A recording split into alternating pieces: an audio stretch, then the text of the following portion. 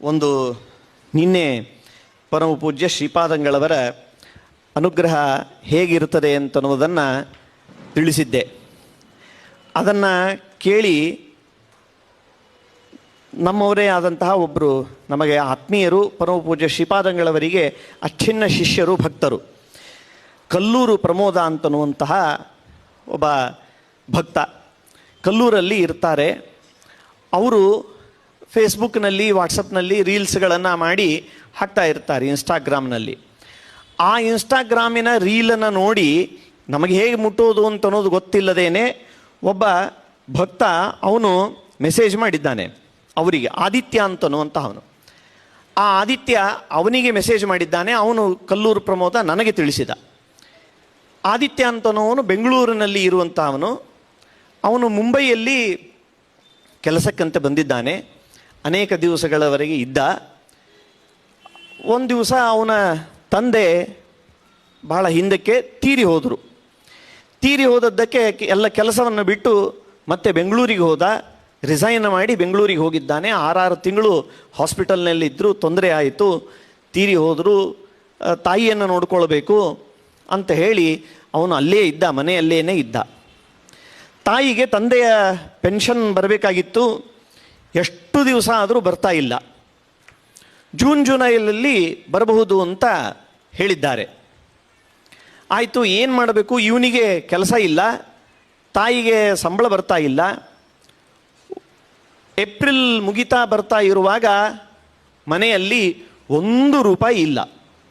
ನಾಳಿಗೆ ಏನು ಗೊತ್ತಿಲ್ಲ. ಏಕಾದಶಿ ಉಪವಾಸದ ಹಾಗೆ ಉಪವಾಸ ಮಾಡಬೇಕಾದ ಪರಿಸ್ಥಿತಿ ಮನೆಯಲ್ಲಿ ಬಂದು ಒದಗಿದೆ. ತುಂಬ ಕಷ್ಟವಾಗಿದೆ.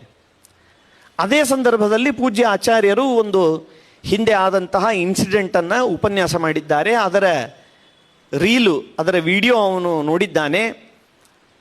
ಏನಿಲ್ಲ, ಶ್ರೀ ಸತ್ಯಾತ್ಮ ತೀರ್ಥ ಗುರುಭ್ಯೋ ನಮಃ ಅಂತನ್ರಿ ಸಾಕು, ಎಲ್ಲ ಕಷ್ಟಗಳು ಪರಿಹಾರವಾಗ್ತದೆ ಅಂತ ಆಚಾರ್ಯರು ಒಂದರಲ್ಲಿ ಹೇಳಿದ್ರು. ಅದನ್ನು ಕೇಳಿದ್ದ ಅವನು.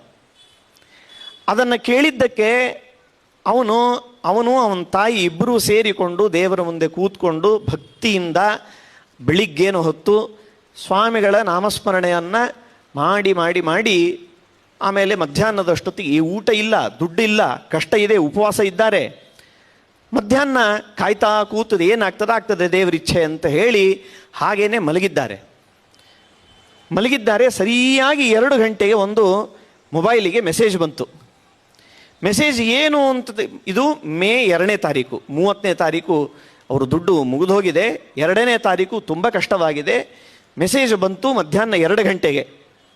ಏನು ಮೆಸೇಜ್ ಬಂತು ಅಂತ ತೆಗೆದು ನೋಡ್ತಾರೆ. ನೋಡಿದರೆ ತಾಯಿಗೆ ಪೆನ್ಷನ್ ಕ್ರೆಡಿಟ್ ಆಗಿದೆ ಅಕೌಂಟಿಗೆ ಬಂದದ್ದು. ಸ್ಯಾಂಕ್ಷನ್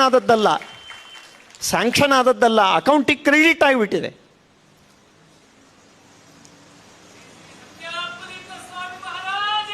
ಜೈ,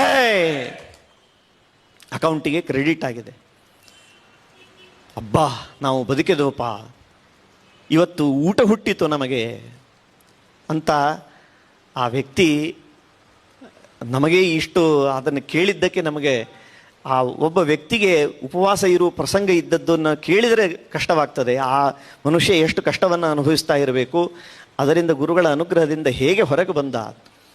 ವಿಚಿತ್ರ ಏನು ಅಂತಂದರೆ, ಆ ದುಡ್ಡು ಬಂದದ್ದಷ್ಟೇ ಅಲ್ಲ, ಅವನು ಯಾವುದೋ 3-4 ಕಂಪ್ನಿಗಳಿಗೆ ತಿಂಗಳದ ಹಿಂದೆನೇ ಇಂಟರ್ವ್ಯೂ ಕೊಟ್ಟಿದ್ದರೆ ಅವತ್ತೇ ಸಾಯಂಕಾಲ 5ರ ಸುಮಾರು ಅವನಿಗೆ ಮೆಸೇಜ್ ಬರ್ತದೆ, ನೀನು ಸೆಲೆಕ್ಟ್ ಆಗಿದ್ದಿ, ಇಂತಹ ಕಂಪ್ನಿಗೆ ನಿನಗೆ ಕೆಲಸ ಸ್ವೀಕಾರ ಮಾಡಿದ್ದೀವಿ ಅಂತ.